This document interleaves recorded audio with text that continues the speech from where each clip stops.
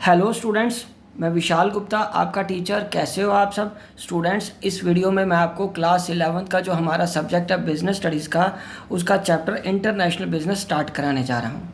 तो students start करते हैं इसके मीनिंग से। International business means it is a trade between two और मोर countries. No country can produce or have the resources of all types that are required by its citizens, जो इसके citizens को चाहिए होते हैं. Many times a country may have surplus of goods which are required by other countries. बहुत बार ऐसा होता है कि एक कंट्रीज़ के पास कुछ सरप्लस गुड होती हैं जो दूसरी कंट्रीज़ को चाहिए होती हैं, और एक कंट्री की जो अपनी रिक्वायरमेंट है उसको पूरा करने के लिए उसको दूसरी जगह पे या दूसरी कंट्रीज़ पे निर्भर रहना पड़ता है.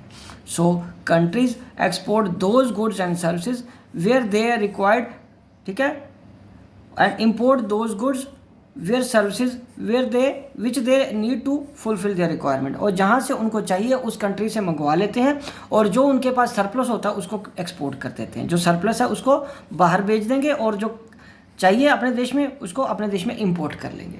ठीक है बच्चों, समझ आ गया? तो इंटरनेशनल बिजनेस का सिंपल मतलब क्या होता है? Export and import. चलिए आगे हम कंटिन्यू करते हैं. Nature of international business. Nature of international business में it requires involvement of at least two countries. Due to unequal distribution of natural resources, countries have to depend upon other countries. Third point, to know the language of other countries. It is a risky business. Government intervention is required. ठीक है, international business में government की intervention चाहिए, क्योंकि आपको import export करना है तो दूसरी कंट्रीज़ के साथ तो सरकार की परमिशन या उनकी इंटरवेंशन ज़रूरी है. आपको फॉरेन एक्सचेंज भी चाहिए, तो क्योंकि जो पेमेंट करनी है वो फॉरेन करेंसी में करनी है. ओके बच्चों, तो चलो अब हम आगे डिस्कस करते हैं बेनिफिट्स क्या है इंटरनेशनल ट्रेड के. बच्चों, benefits of international trade to the nations. सबसे पहले हम बात करेंगे, पहला अर्निंग ऑफ फॉरेन एक्सचेंज. दूसरा है more efficient use of resources, improving growth prospectus and employment potentials. चौथा है इंक्रीज्ड स्टैंडर्ड ऑफ लिविंग. ठीक है जी. उसके बाद भी बेनिफिट्स ऑफ इंटरनेशनल बिजनेस. बेनिफिट्स क्या है इंटरनेशनल बिजनेस के? तो सबसे पहले है prospectus of higher profit. Higher profit के प्रोस्पेक्टस रहते हैं बिजनेस में को. ठीक है. इंक्रीज्ड प्रोडक्शन यूटिलाइजेशन, उनकी जो कैपेसिटी है वो भी बढ़ती है. प्रोस्पेक्टस फॉर ग्रोथ भी होते हैं उनको, क्योंकि उनका काम बढ़ेगा.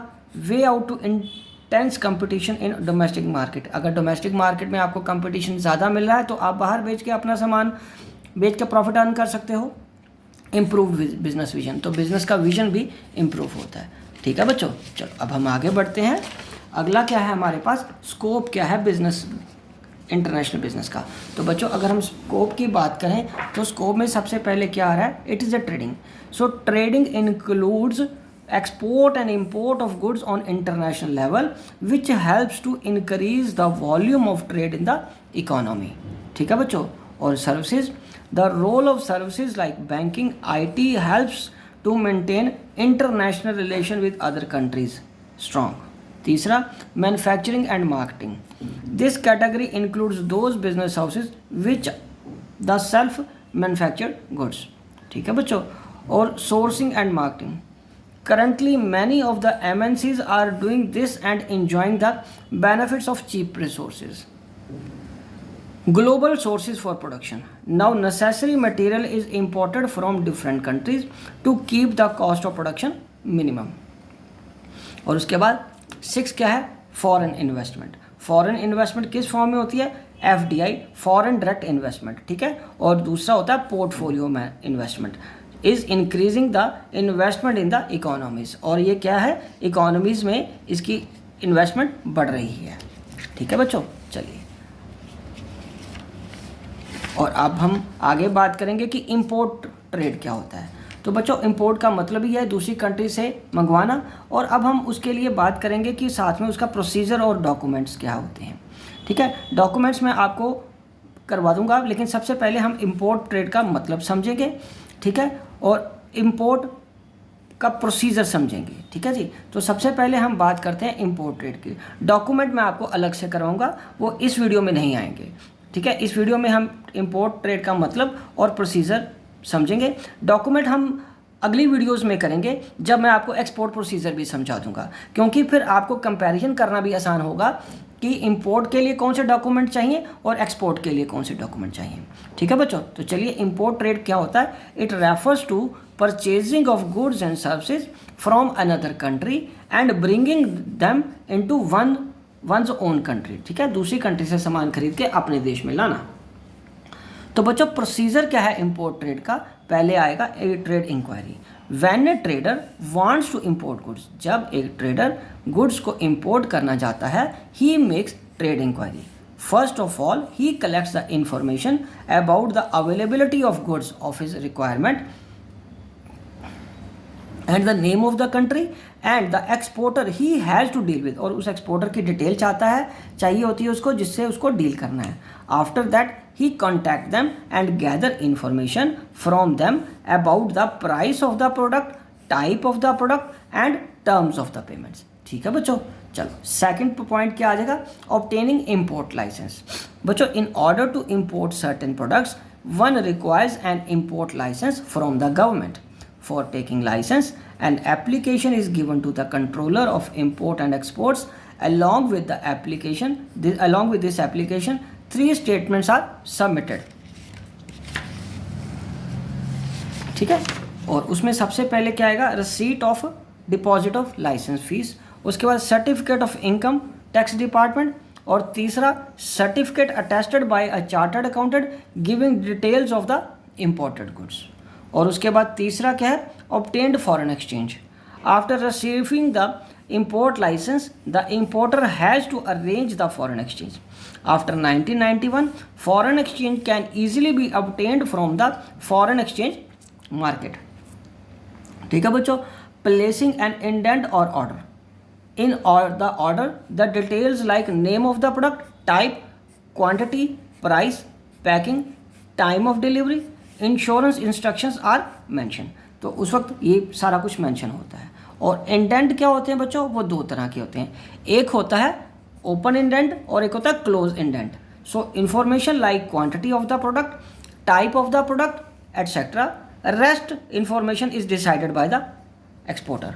और क्लोज्ड इंडेंट क्या होता है, all the information regarding goods are mentioned. ठीक है बच्चे, चलो अब हम आगे बढ़ते हैं। बच्चों मैंने बहुत सी सिंपल लैंग्वेज का इस्तेमाल किया है और चॉइस ऑफ वर्ड्स भी इतने सिंपल है कि आपको बिल्कुल भी दिक्कत नहीं आएगी इन चीज़ों को समझने के लिए।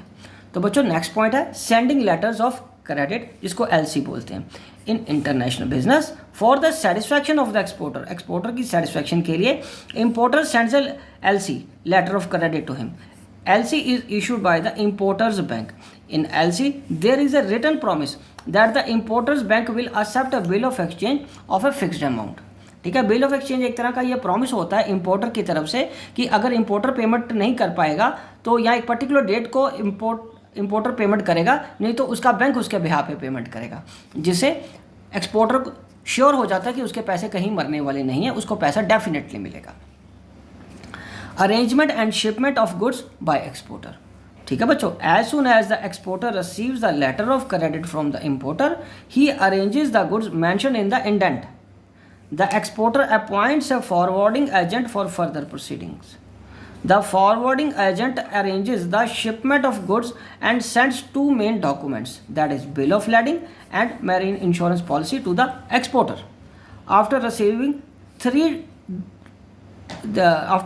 the 2 documents, exporter prepares the invoice and writes a bills of exchange। चलिए अब हम 7th पॉइंट की बात करते हैं, obtaining document of title।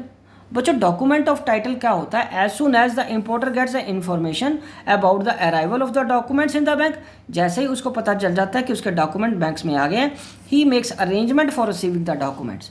ठीक है, there can be of 2 ways of making payment, जहाँ तो डॉक्यूमेंट अगेंस्ट पेमेंट या document against accepting the bill of exchange. ठीक है, तो there are 2 ways of sending the documents related with the goods to importer। If there is no terms and conditions related with payment, then all the documents are directly sent to importer। तो फिर सीधा documents किसको, importer को directly भी भेजे जा सकते हैं। उसके बाद 8th पॉइंट है बच्चों, अपॉइंटमेंट ऑफ क्लियरिंग एजेंट। बच्चों after receiving all the concern documents the importer arranges for taking delivery of goods.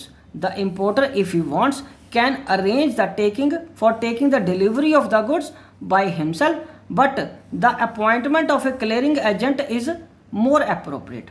These agents are specialists in this work. Hence, at this stage, after appointing a clearing agent, all the documents are handed over to him. ठीक है बच्चों, और उसके बाद clearing the goods. At this stage, the clearing agent clears the goods for fulfilling the following conditions. पहला बच्चों, payment of custom duties, payment of dock dues, मतलब जो जिस डॉक पे सामान आया उसकी पेमेंट्स आपको करनी है, ठीक है जी, और उसका endorsement for delivery, taking delivery of goods and keeping the goods in bounded warehouse if required. ठीक है बच्चों, चलिए अब हम आगे बढ़ते हैं।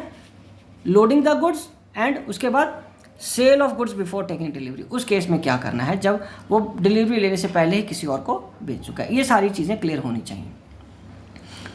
ठीक है बच्चों, चलो आगे बढ़ते हैं। Point number 10, taking delivery from the railways और transport. After getting information from the clearing agent, the importer makes arrangements for the taking the delivery of the goods either from the railway or from the transport company. The delivery can be taken either by him or by his agent or by the clearing agent. ठीक है बच्चों, उसके बाद 11th, payment of octroi duty. When the goods reach the town, local administration imposes a tax on the goods which is called octroi duty.